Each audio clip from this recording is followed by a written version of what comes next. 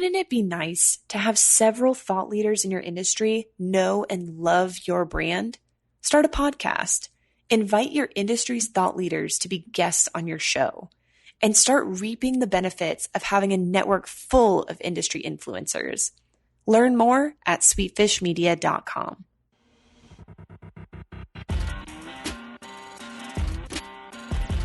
You're listening to the B2B Growth Show, a podcast dedicated to helping B2B executives achieve explosive growth. Whether you're looking for techniques and strategies or tools and resources, you've come to the right place. I'm Jonathan Green. And I'm James Carberry. Let's get into the show.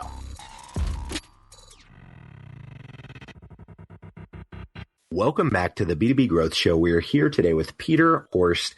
He is the former CMO at TD Ameritrade. He's also the former CMO of the Hershey Company, and now he's the founder of CMO Inc. Peter, how are you doing today? Doing great. Thanks so much for having me. I am excited to chat with you today, Peter. We met through our mutual friend, Josh Steinley, and I am incredibly excited to chat with you. We're going to be talking about decision-making in the age of the algorithm. But before we dive into that, I'd love for you to just give our listeners a little bit more context about what you're doing with CMO Inc. Sure. Well, I stepped out of the corporate world when I left Hershey, a little over a year ago. And I've been doing really kind of a fun mix of some consulting, bunch of writing. I'm writing for Forbes. I've got a book coming out in the fall, in the spring. I'm doing some speaking. I'm on a few advisory boards. So, after 30 years, walking the halls of corporate America, sort of the variety, the flexibility, and the flexing of old and new muscles has been really fun. So that's kind of what I've been up to. Yeah, I love it, Peter. I mean, to have someone with your background and your experience, I can't imagine kind of the dynamic nature of what you bring to a stage or a consulting engagement. So, Peter, I want to transition into what the rest of this conversation is going to be about, which I'm really excited about. And I'll start by kind of referencing back to an article that you wrote. I think it was about 3 years ago for Harvard Business Review. Around the idea of not letting big data kill your brand. Can you talk to our listeners a little bit about what that article was about, and then that'll launch us into the conversation today? Sure. So this was, given the amount of time it took to kind of finalize and publish the article, we probably started thinking about this about 4 years ago, as we saw the growth of big data and massive analytics playing a bigger role in the marketing equation. A colleague and I went and spoke with a bunch of really smart leading CMOs across a variety of industries, from quick serve restaurant to hospitality to kids games, to get their perspectives on how do you manage this incredible new capability in a way that doesn't squeeze out all that is sort of about human creativity, judgment, insight, all of those things that really at the end of the day are at the heart of great inspired marketing and innovation. Because the reality is, certainly at the time, the vast majority of the capabilities and the applications of this sort of big data analytics were around kind of that next action, the short-term sales, the optimization that could be demonstrated in a relatively near term, and was not nearly as well tuned towards those longer term, slightly hard to kind of get your hands around issues around brand, around longer term equities.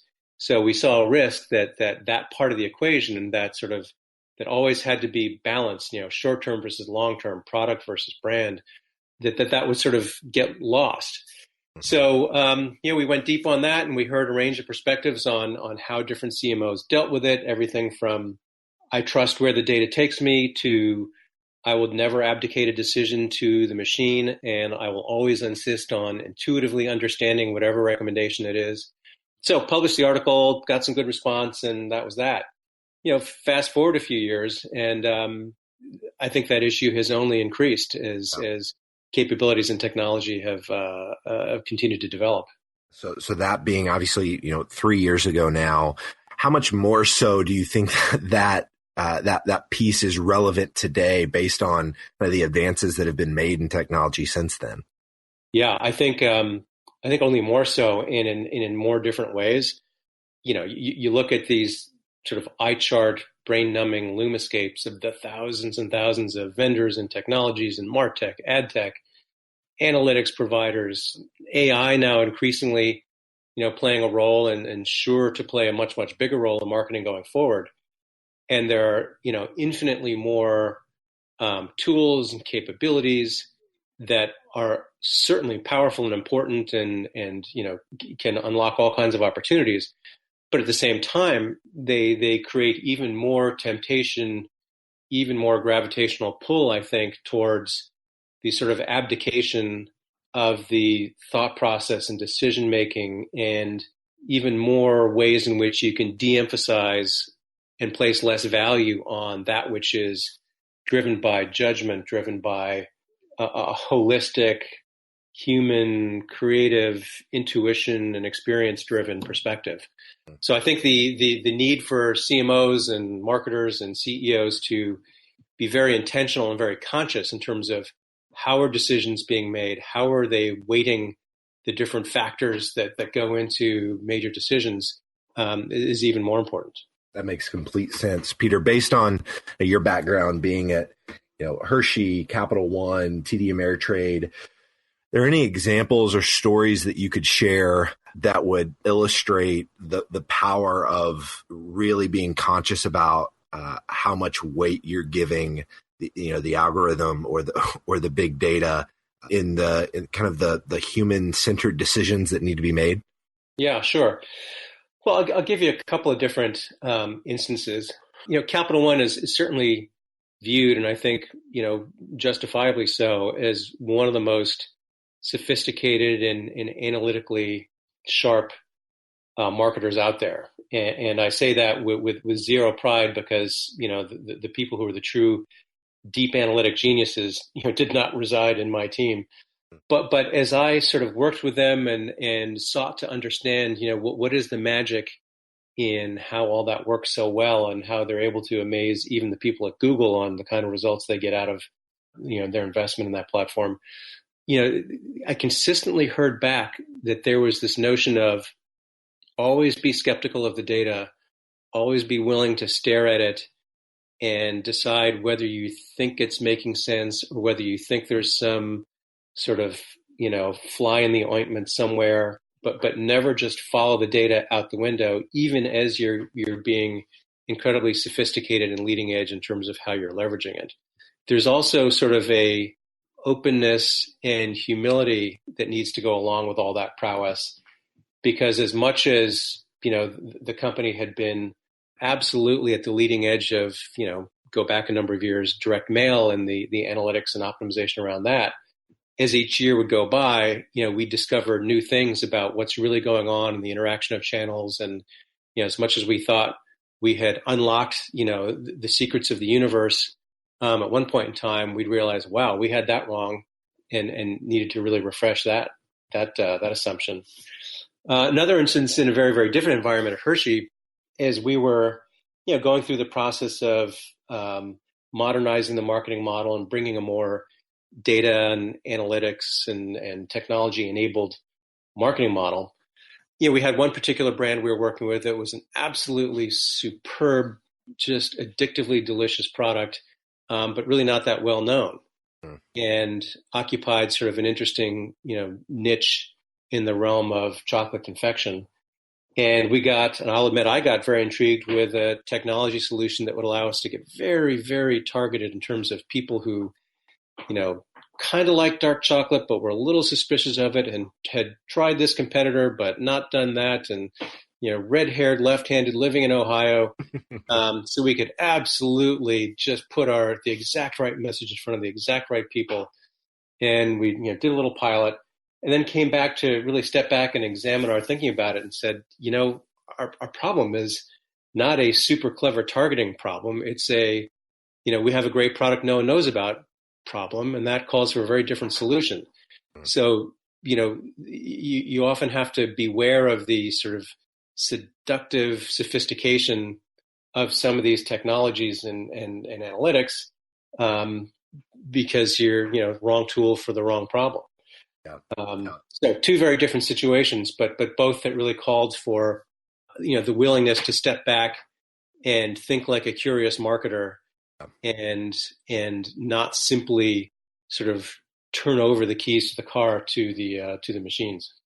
It makes perfect sense, Peter. You had mentioned offline that there are a couple of books that talk about this idea. Could you share those with us?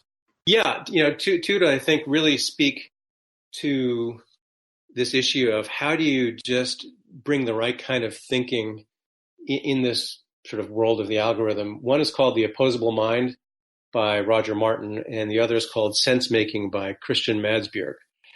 And sense making is sort of the counterpart to the sort of analytics world, and by that I mean not it's anti analytics and data, but more it's you need to have the right complement. Certainly leverage the data, but in that book, Madsbjerg makes sort of a call for a liberal arts, humanistic, almost anthropological way of approaching understanding a market. So, rather than consuming clinical data on a spreadsheet, get out and get immersive. It's one thing to look at data about how Parisians, eat breakfast, but it's another thing to sit in a cafe in Paris and soak up the environment and understand the context and what are they talking about, and just what's the whole cultural, social, environmental surround that gives you the sort of 360 insights that can really unlock something interesting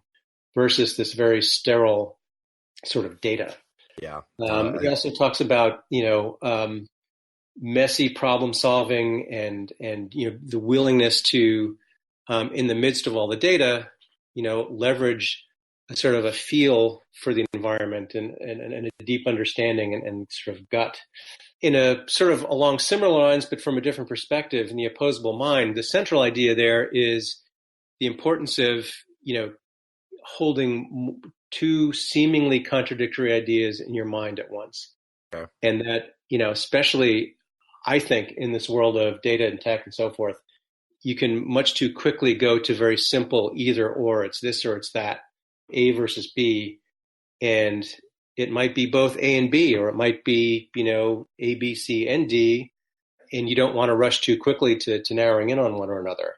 So, Martin talks about, a few ways in which you can sort of get out of that trap of overly simplistic, overly sort of following the numbers to a quick conclusion. And one is, start with a lot of considerations on the table. Don't too quickly rule out possibilities, especially if they seem contradictory and you need to start brooming them off the table. But make sure you're taking an expansive view of the possibilities. Another so critical for marketers is this issue of causality. Okay. And, in a world where we all struggle so much with marketing accountability and ROI and what's working, and is this, content marketing program delivering versus this conference sponsorship versus that direct mail, such a complex issue. With the advent of all this technology, it gets very tempting to say, A caused B. The last click was over here. Therefore, let's put more money into this, whatever, display ad. Yeah. But causality is rarely that simple. So, approach causality with, an assumption that there are probably many different complex interrelationships going on, and don't work too quickly to oversimplify it. Another really important one is really looking at the whole problem all at once. Okay. And, especially in the world of technology, where we've moved from, these giant waterfall technology projects that take on this massive 3-year thing all at once. We say, no, it's about agile, breaking it down into pods and piece parts. That works for many things, but for solving complex problems, you really want to look at it as a whole big messy problem and not try to sort of reduce it to its tidy little parts, because you need to sort of think of corralling the whole herd in its entirety on the way to Omaha, and not, breaking it down into lots of individual cows, because that's not solving the whole problem. And then, finally, sort of as you're working towards a solution, continue to keep multiple possibilities in your head at once, because sometimes it's both. Sometimes the magic is in that inherent contradiction. It's not I'm with you or against you. It's I'm with you generally, but I differ with you here, and therefore the creative solution is something as yet undefined. So I think, between those two sort of books and ways of thinking, it's about, bringing in a richer, more human, cultural set of insights and perspectives along with all the hardcore data and analytics. And it's about taking a more holistic and multifaceted and less tidy thought process in terms of how you sort it all out and get to a good solution. And I think both of those are really important things to keep in mind in a world where we have so many great capabilities, but that really at this moment have a tendency to oversimplify, overemphasize the short term, and miss that sort of magical catalyst of human curiosity and creativity. No, Peter, this has been fantastic. I really appreciate you sharing this with our listeners. If there's somebody listening and they want to stay connected with you, Peter, or they want to learn more about the work you're doing with CMO Inc., what is the best way for them to go about doing that? Well, you can come by cmoinc.com. You can sign up for my newsletter, and I'm easy to find on LinkedIn at Peter Horst and Twitter at Peter Horst. So stop by, share your thoughts, and I'd love to hear any reactions or builds or different points of view you have to this or anything else I've spoken or written on. And that's a great way to find me. Wonderful. Thank you so much again, Peter, for your time today. This has been fantastic, so I really appreciate it. You bet. Thanks, James. To ensure that you never miss an episode of the B2B Growth Show, subscribe to the show on iTunes or your favorite podcast player. This guarantees that every episode will get delivered directly to your device. If you or someone you know would be an incredible guest for the B2B Growth Show, email me at jonathan@sweetfishmedia.com and let us know. We love connecting with B2B executives, and we love sharing their wisdom and perspective with our audience. Thank you so much for listening. Until next time.